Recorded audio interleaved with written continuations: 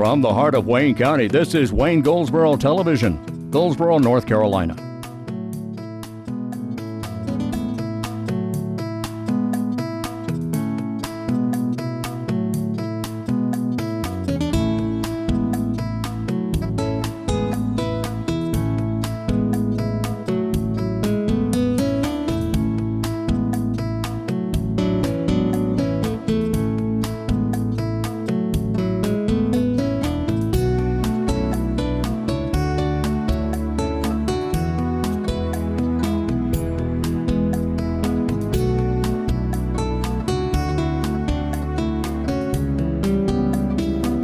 Today is Monday. It is May 9th, 2016, and this is Wayne Goldsboro Television. Thanks for being with us. I'm Wayne Alley. And I'm Kate Daniels. And I hope everybody had a wonderful weekend. We had some rain over the last week.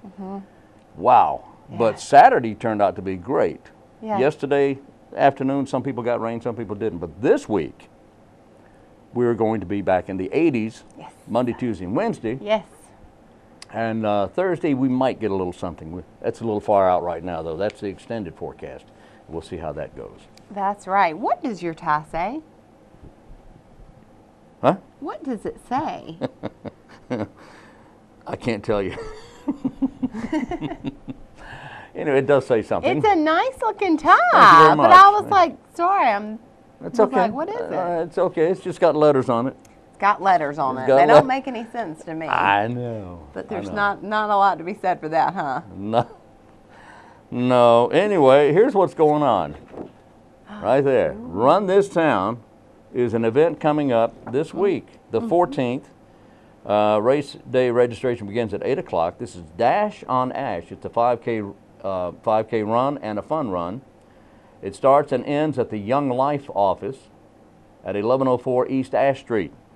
1104 East Ash Street, which is between the library and Sunrise Shopping Center. That's right. All right. That's right. How about that? Young Life is doing incredible work in our community, and we're fortunate to have such a strong program here in our community. So that's just another fun thing that they're doing, but they are keeping these young minds engaged and busy and doing fun stuff. A week ago, I heard it was the night that the movie premiere was done at the Paramount Theater. So last Wednesday evening, apparently for about an hour period of time, there were 100 teenagers in downtown Goldsboro, and 10 individuals were dressed up as Darth Vader.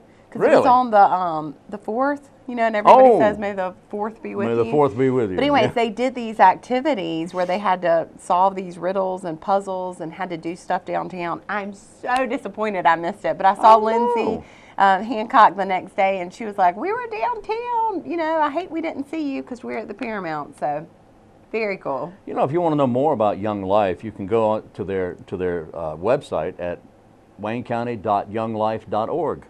waynecounty.younglife.org. And you can also register for this, but you can get more information there as well. Anyway, Run This Town, it's a Dash on Ash, it's being called, a 5K and fun run. And it starts and ends at the Young Life office, 1104 East Ash Street. How about that? Fun run. All right. I like it. Also coming up, have you heard about this? I have heard about this. I have heard about this. Most people know who Sherwood Williford is, and he can certainly spin a yarn and tell a tale. But he's also a columnist for the News Argus, guest columnist. But on May 19th, he'll be a speaker at the Wayne County Public Library, Wayne County Public Museum. Wayne County. The Wayne County Museum, and it's called Notorious Wayne County Murders. And Sherwood is going to be, let's see, there's a little bit of a glare there, but anyway, he's going to be telling a story of murders in Wayne County from I believe, the 1800s. In fact, both of these will be from the 1800s. But this is free of charge. It's going to be upstairs at the museum, and this is going to be a great event. And then on the 13th, on the June 13th, also at 7 o'clock in historic downtown Goldsboro at the museum, our friend David Wheel will present another story of murder in Wayne County. Anyway, the two dates, May 19th and June 13th, free of charge, 7 o'clock, Wayne County Museum at 116 North William Street. great fun events, and I Oh, love on yeah. the poster. You can't see it at home, but it says "Who Done It." Who done it? Who done That's it? exactly right. Okay, Yeah. we're going to break, and when we come back, we've got a trivia question for you. We'll take a quick look at birthdays and other stuff coming up here on Wayne Goldsboro Television, all right? Sounds good. All right.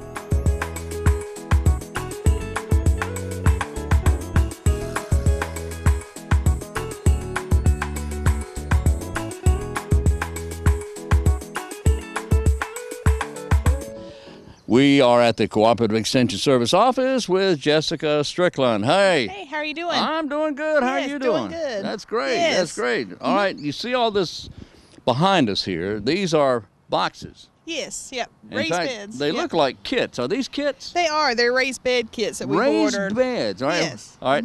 Tell us, what is a raised bed? A raised bed this became very popular with vegetable gardening the past several years, but it's where we're raising, just like it says, raising the bed up some. A lot of people do it for if they have poor soils or poor sites that just don't drain well, or slopes and so forth. And the raised beds raise it up somewhere. You can add soil to it and have a better situation than maybe the existing soil. In a lot of cases. You can go to one of the stores, a gardening store, and pick up some Yes. good soil Yes. and put that good soil in the box. That's correct. Yeah. So it doesn't. Are these ready? They're 'Cause it- getting close to ready. They probably need a little more soil in them, but we're getting close to I was ready going to with say, them. yeah, they probably And- look like they could use some more. Yeah, but we're starting to set those up. These were kits with had cedar wood, and they had where you just simply screwed the corners in and so forth, and had some enforcements in it. And otherwise, that was pretty easy to put together. You said there's cedar. Is cedar one of the better choices of wood? It can be, it's going to cost a little more, but it's going to be better as far as a little bit of pest and insect and rot resistance. More resistant to insects and pests and that Yes. sort of thing, and rot, like you say. It Yes. doesn't. It's not affected as badly as some of the other woods. That's right. Yes. So cedar's your choice, and these kits are available where? This was something we'd order online through a garden supply store. A lot of people with raised beds, you can be very creative. You can make up your own. There's a lot of different ways to do that. You can get your own lumber and make your own boxes and cut some of the cost out. I've seen people use cinder blocks to Yeah. make their raised beds, and they even plant inside the blocks, the little holes in the blocks. There's several different ways like that people can make up their own raised beds. Right. Okay. So you just get some lumber and kind of nail them together. Yes. And it doesn't have to be cedar, but cedar No, lasts it a little doesn't longer. have to be. Some people, sometimes we get a question about using pressure-treated wood, concern about arsenic being in it. Yeah. And arsenic's no longer in pressure-treated wood that you buy now. That kind of phased out in the early 2000s. But if you're using old pressure-treated lumber, then you might have be You're gonna a have little problem. cautious Yeah. there. If you bought it before 2000. Yeah, even to old railroad ties can work good. You want to use the old ones because the creosote on them, if that's fresh and it's a new railroad tie, that can burn a plant that's touching it. So you do want to use older railroad ties if you use those. But there's a lot of options for creating a raised bed. Okay. And you can also get railroad ties at some of these garden stores, can't Yes. you? Right. Yes, you can.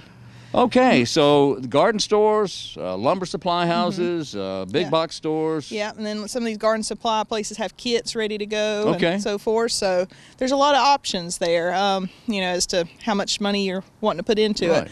I've even seen before people using the recycled plastic that's used for decking and so forth Oh, a yeah, lot, yeah. and making a raised bed. It costs more. Oh, yeah, you but better believe it's it. something that would be more durable and last longer. Okay, now we have these raised beds, and some of these are higher than others. Why is They that? are. Really, it's just a preference. If you want deeper raised beds or not, you can make them high enough where you don't have to bend over. So a lot of that comes down to preference as to how much you want to have to bend over and squat and so forth. The trick is, though, the deeper, the more soil you got to buy to fill in. So To me, you could that's add some cost there. That's where the expense is. To It me, is, yeah. because although these beds seem small, there's a lot of soil there. There is. It takes quite a bit of soil because we thought we probably had enough and probably could use some more. So it's one of those, you think you have enough and you probably end up with needing more than you think. You So never have enough. That's right. You never have enough. So Yeah. and these will take a lot of soil. But now you mentioned also you could actually build them up high enough to where you don't even have to bend over. You could. At yeah. the same time, I have seen some that are actually raised up off the ground on Yes. legs. But now you run into a problem there.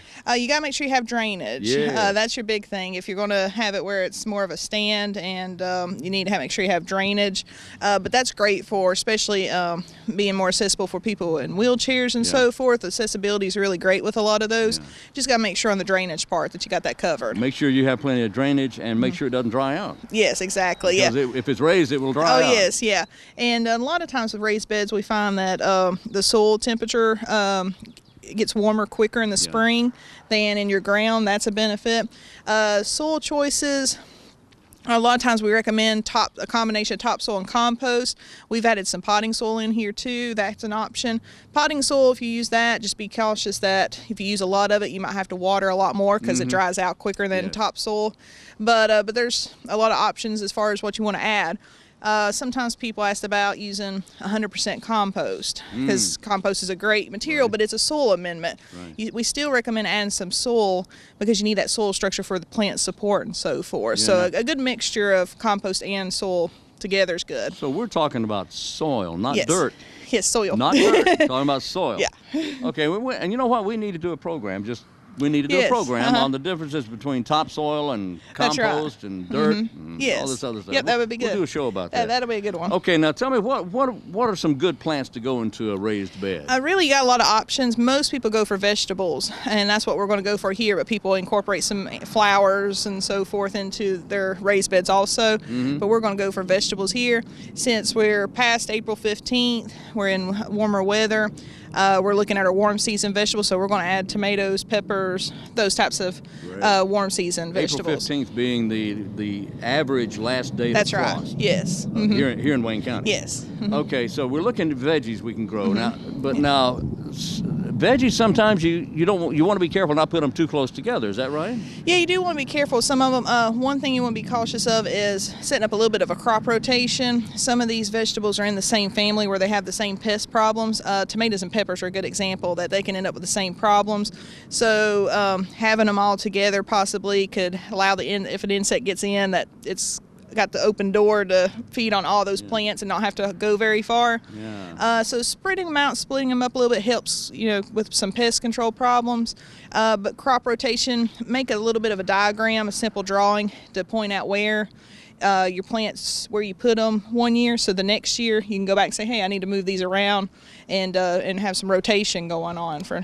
Okay, now when you say that tomatoes and peppers are in the same family, that's the same as tobacco, isn't it? The same family? It is, yeah. So, interesting. Yeah, and we've got, at our office, we've got a vegetable planting guide as to when to plant vegetables in Wayne County, and at the very end, last page of that guide, we have what vegetables are in what family. So then you can look and say, okay, these are all in the same family, so I need to move them around and spread them out. But now, is it okay to put tomatoes and peppers in the same box one year? It is. Okay, so you do that 1 year. Yeah. And then move them to another box the next and year. you can move them into another box next year. Okay. And that kind of helps with some disease, pest problems, insect problems too. So how often do you water? Do you water the same as you normally water in a box like this? Pretty much whenever we've had a lack of rain, looking about 1 inch of rain per week that you'll need to water.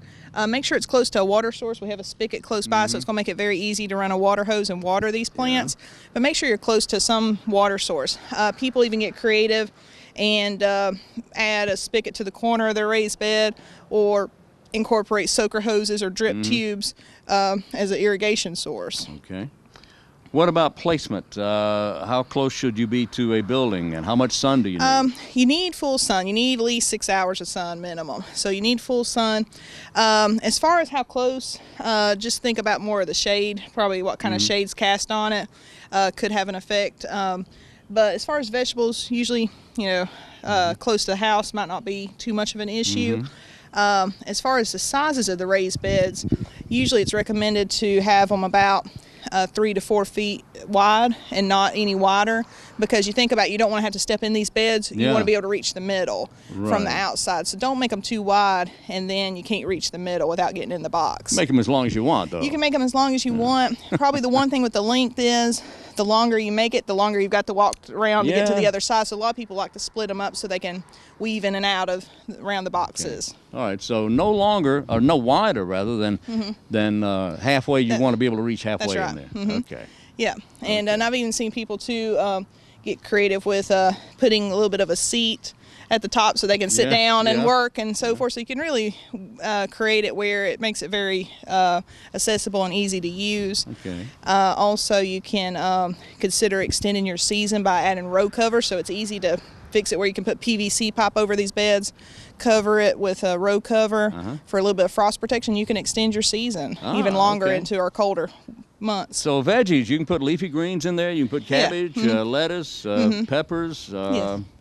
okra. Yeah, you can. Oh, I love yes. okra. Yeah. Yep. Okay. Anything like that. Yes, you All right, can. and don't get too close to the house because of shade issues, and don't get. Make sure you're close to a water source, and you want full sun, Yeah, want full sun. and you want it about. You want to be able to reach in halfway. Yep. Okay, I think we got it. Yeah. Yes. Yeah. What kind of soil? We didn't talk about soil mixture. What are we looking for as far as soil? And how do we feed them?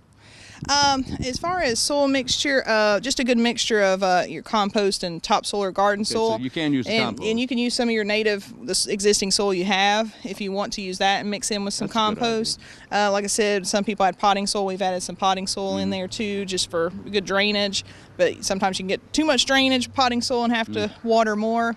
So, all right, now wait, hold on. I want to go over that again. Potting soil is okay, but potting soil allows a lot of drainage It very does. fast. Yeah, very so you quickly. could have a problem with it drying out too quick. So it's okay to use some potting soil to help with the drainage, Yes. but you want to use some of the native soil there. You do, yeah. You want a good mixture of everything. You don't really want to go with just one thing. A good mixture of everything is going to make it help. Okay, now what about the compost? How much compost is good? Would you say 50-50? You can go 50-50, anywhere from a third to a half. Anywhere from third to a half of compost is Yes. good. Wow, that's a lot. Yeah. Okay. All right, now how do you feed them? Fertilizer would be the same as any other garden. A lot of times people's using more of the granular fertilizers. That's more of a fast release. Right. Because with our vegetables, we're just having them a few months and we need some fertilizer quick. So usually we go for those over the slow release fertilizers. But you want to, chances are, a soil test, once you get your soil made up, a soil test will help tell you what nutrients you need, and you can amend it from there. But then after that, a lot of people are going through and side dressing, meaning they're going next to the plants and adding some fertilizer throughout the growing season. Okay, now what about timing as far as planting goes? We're in early May right now, Yes. and May and June are the best times, I suppose, for starting these vegetables.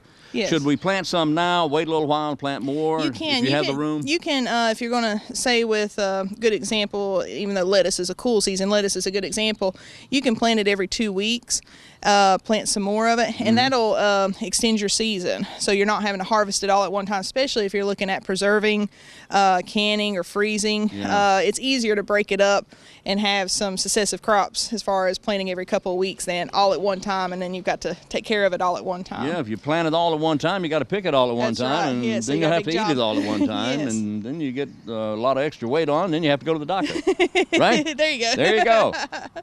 Gee, I wish I hadn't said that. Anyway, we so plant it, so feed it just like you would with fertilizer, just like you would anything else. Yes. Yeah. Water it just the same as you would a normal garden. That's right. All Yes. right. Well, okay.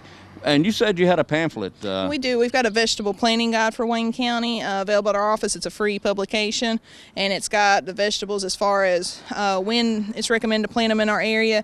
It's got about spacing, about how much you would want per person, so that way it gives you an idea of how much you want if you got a family of 4 versus a family of 2. And then it's got some information about the crop rotation at the end. Of course, we've all heard of spacing. That's Kevin Spacing. He's a movie star.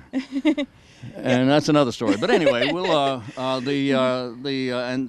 that flyer is here at the Cooperative Extension office is. at the corner of George and Chestnut Street here in Goldsboro. Yes, it All is. right. Jessica, Yes. thank you. Yes, thank you. Jessica Strickland is the horticulture agent for the County of Wayne, and I thank you very much. Thank you.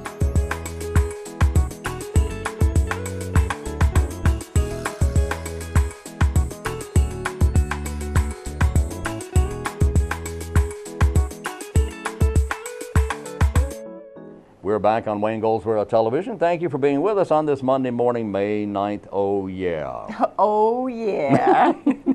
You know, a few days ago, I visited your meeting the Rotary Club meeting. Yes, and you did. I had a great time. Well, we enjoyed having you so much. Wayne joined us last Tuesday. Yeah. We meet every Tuesday at the at Lane Tree. It's the Goldsboro Rotary Club. We're fortunate here in Wayne County to have several Rotary clubs, and we were so tickled that Wayne was able to join us to talk about, you know, some of the neat things that he's done over his career. You know, I didn't know you were an astronaut in a former life, and I didn't know that you were Brain a surgeon, surgeon. yeah. And yeah, it was great. But So many things I left off that it list. was, you know? there was a lot of laughter during the meeting, to say the least. But it was a great time having you, and to be able to share with everybody kind of how all this show works and WGTV, and it was great. We were very pleased. What do to you have mean laughter? I was so serious about You everything. were You know. serious. Of course, Pat straightened me out. You know, Pat was with us. You know, and boy, I'll tell you what. Yeah, she said, you know.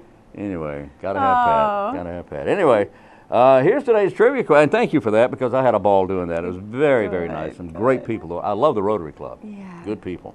Good people. Here's today's trivia question. The category is spies. Ooh. Spies. The question is, here's a good one. Ian Fleming, the author, who created the character Bond, James Bond. James Bond. Anyway, created the character James Bond. He also wrote a children's book that was made into a movie. Oh, Yeah. Do you know? I think I do. She thinks she knows. We'll find out in the next break, okay? Ian Fleming, creator of James Bond, also wrote a children's book. What was the name of the children's book? People are going to be surprised. Okay. Is it how many words are in the book? Title. 2? No. Oh. No. Give us a hint. It was made into a movie. It was a blockbuster movie. I mean, a big movie. A children's movie, but it was also enjoyed by adults as well. A lot of singing, a little bit of dancing. It was a children's book, but it was made into a great movie. When? What time frame? In the, I would have to guess. I don't really recall, but it seems like it was the late 70s, early 80s. Oh, okay. So it's not a recent one. Oh, no. Okay. No. All right. No. This one's a tough one. And yeah, there you go. It is. It's a tough one. Okay, coming up tomorrow. Okay. 2 meetings. The American Legion Brian Best Post, that's Post 215, will have their meeting at the DAV office at 215 East Mulberry Street, beginning at 6:30. The second will be the Veterans of Foreign Wars in Mount Olive, Post 9959, having their meeting tomorrow night, 6:30 also, at 1010 North Church Street in Mount Olive. Okay? There you go. Great. Thanks, Vic. All right, we need to go back to our programming now, okay? Okay. All right, we'll be back.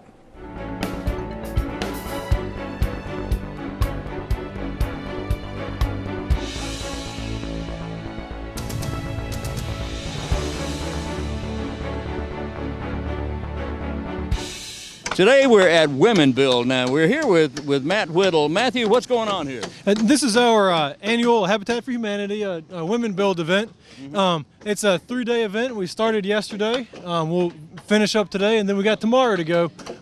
And we're, as you can see, we got women out here building this house here at 707 National Drive. Now, Kate Daniels was out here yesterday, I She believe. was, yes, she was. She said that she had never done anything like this, but how did she do? She did a really good job. Okay, she was hammering away, I guess. She was. We had a whole crew out here, about 15 people, 20 people out here yesterday, hammering away all through the rain. Now we're getting the floor joist in right now. What happens then after that? So once the floor joists are done, we'll put the sheeting on, and we'll probably do that tomorrow. Okay, and then we'll start standing the walls up. Now, how long will the women build portion of this last? Through tomorrow. Through tomorrow, and then after that, it's back to the regular. Back to the regular Tuesday through Saturday. Anybody wants to come volunteer, come volunteer. Anybody who wants to come and volunteer should come and volunteer. Absolutely. All right, we're at 707 National Drive, which is near what? Near Eastern Wayne Middle School, right in the Central Heights community. In the Central Heights community. It's right off of Longleaf Drive to Luther Drive to something else drive and then turn again. So it's pretty easy to get to. And you made it sound more complicated than Yeah, it is. well, I'm a complicated kind of guy, you know what I mean? Right. Okay, so when did we start this effort? Started this on a Thursday, May 5th. May 5th, and we're already getting the floor joists in. How's it moving along? I mean, we've had some rain. We've had some rain all day on Thursday, and then this morning a little bit. Yeah. But it's moving along very well. When we started, there's no wood up, and now we're, as you can see, we're almost done with the joists. How large will this house be? This is a 3-bedroom house. It should be about 1,250 square feet. Okay. Is the owner's been working on it too? It has. One of the owners, he's here somewhere. We'll find him and talk to him. And her and the ladies, one of the ladies' sons is here. Okay. So they're working hard. Very good. And I can't stress enough, and I've mentioned this many times, so have you, this is not a giveaway program. Absolutely. This we sell our houses as much as it costs us to build this, as much as the lumber and everything costs. That's how much we sell it for, and it's a 0% interest loan. And who are the people who would qualify for this? Low to moderate income, folks who have the ability to pay and a willingness to partner. And they have to have a credit rating, and they have to have a job, and no credit rating specifically, but they have to have a what we call a debt-to-income ratio. Debt-to-income ratio. We want to make sure that when we add our mortgage on top of their long-term debt, that we're not putting them in a situation where they can't afford it. All right, and I've seen many of these houses go up. What number house is this? This is number 70. Number 70. That's amazing. Since 2001. Wow. Number 70 new homes here in the Wayne County area because of Habitat for Humanity. Yes, sir. And giving people the opportunity to become homeowners who may not have another chance to be that. Most often, they wouldn't have a chance if not for Habitat. So if someone's listening who may consider going through this process, what would they have to do? They can come by our office, or they can go to our website. We have the first step of the application process is just a one-page information sheet, and we start with that. It's a pretty painless way to get started. Painless way to get started. All right. What's the phone number there at Habitat? It's 919-736-9592. All right. We're going to walk around and take some pictures. All right. Have fun. Thank you. Be Matthew safe. Weddle, Habitat for Humanity. Thanks, buddy. Yes, sir. Thank you. Right. We're talking with Ron, whose parents are the new owners of this home. And I understand your mother's under the weather today, and she couldn't be here. Yes, sir. She couldn't be here today. Stomach virus. Oh, yeah. That's been going around. Yeah, taking care of a 1.5-year-old nephew. Oh, boy. So you're here taking her place today, working, because Yes, sir. owners of Habitat for Humanity homes are required to put in sweat equity. They are required to help build their own home. Yes, sir. This is my second day out here, and I love it. I didn't know how the community can come together like this, and it's great in how you can come out and meet people and help families get into a better, safer home. You know, I find that as people volunteer for Habitat for Humanity to help build these homes, the new owners will come, and then all of a sudden the new owners are going to other new homes, helping those families become homeowners. Yeah, you appreciate the people that come out here and work so hard. You want to give back to the community. So, and me just realizing and learning what I can do for my community and my family, I want to give back, you know. So, and I appreciate everybody coming out, and I enjoy it coming out here too. And you know, and I'm gonna do as much as I can. What line of work are you in, Ron? Sales, retail, a little bit of everything. Ron, when did you start working? You were here yesterday. Yes, sir. All right. Yes, now this sir. is going to be the front porch, obviously. Yeah, right. And right. according to Matt, it's going to be a nice, I think he said 2 or 3 bedroom home. Yeah, 3 bedrooms, and you know, and you get a porch, and I think they're gonna put a driveway in here soon. And you know, it's great. It's a great home, and a nice yard. I love the yard. Yeah. Great space, and I believe this is a cul-de-sac. It's a dead end. yeah, I believe. the neighborhood is great. Nice neighborhood.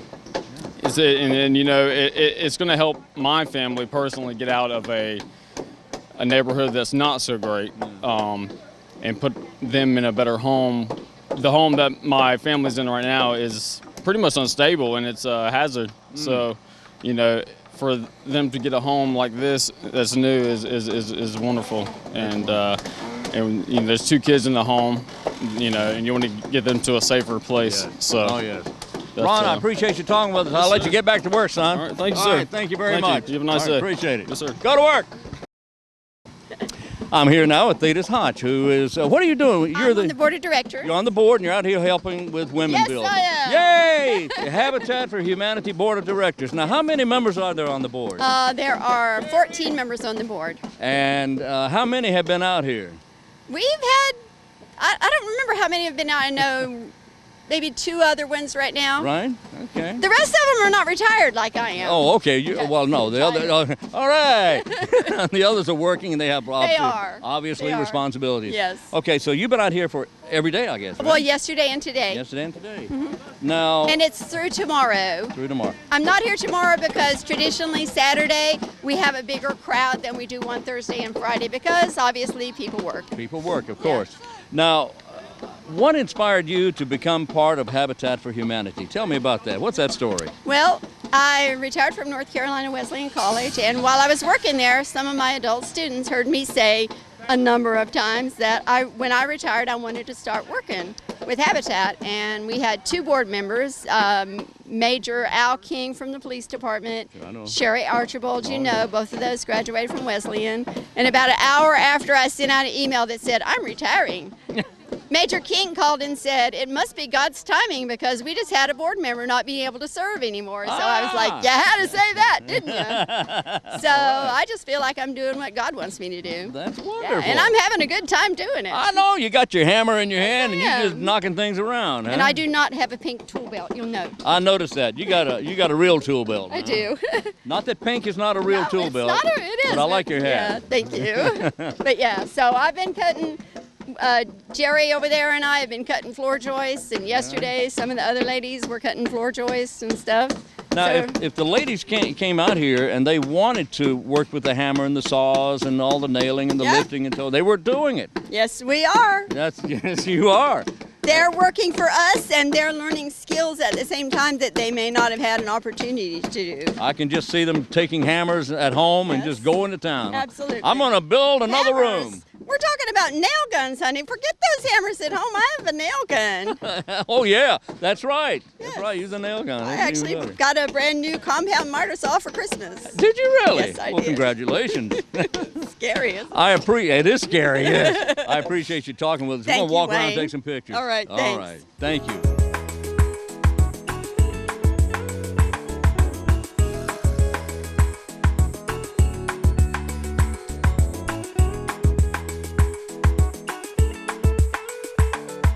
We're back on Wayne Goldsboro Television. A couple of things more to tell you about very quickly.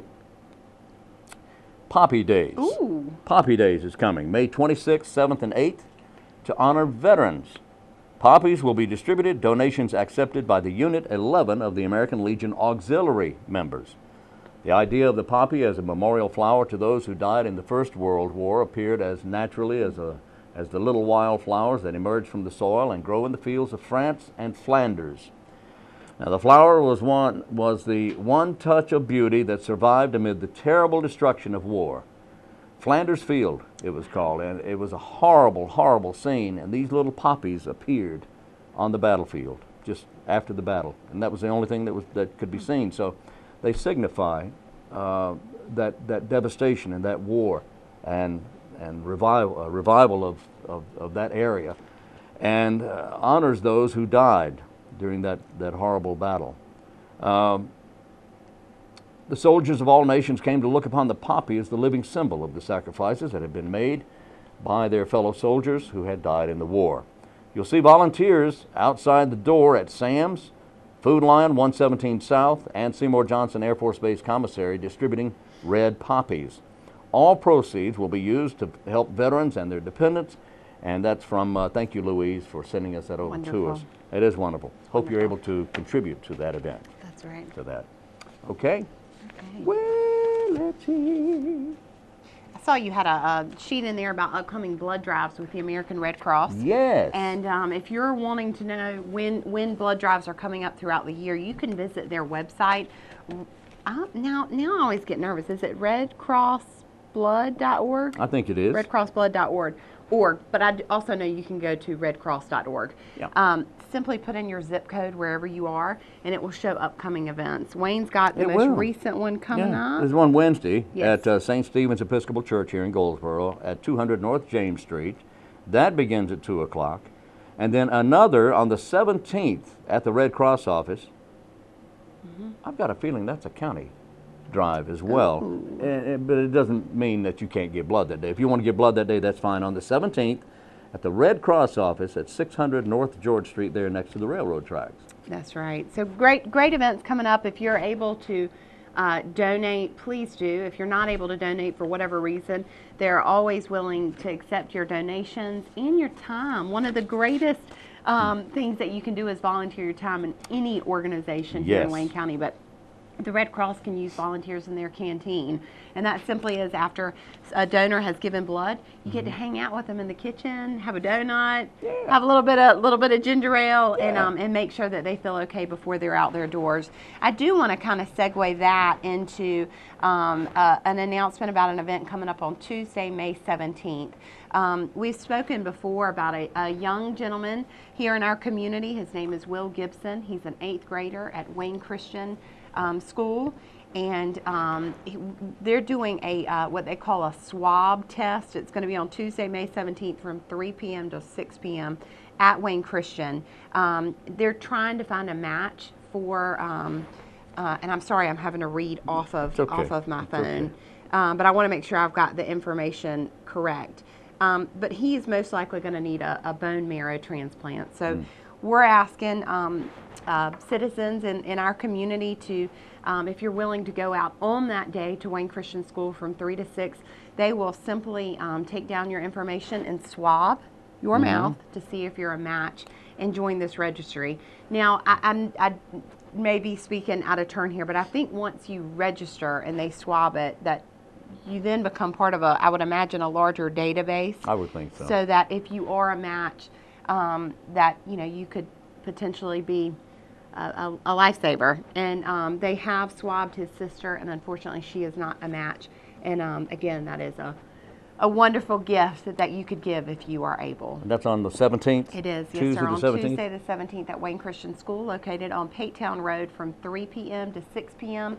They have noted on the flyer that I found online that if you're not able to go during that time, you can still go online and register, and they'll walk you through next steps. All right.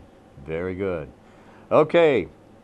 We're almost out of time, but here's the answer to today's trivia question. The question was, the category of spies. Ian Fleming, the creator of Bond, James Bond, also wrote a children's book. What was the name of the children's book that was actually made into a blockbuster movie as well?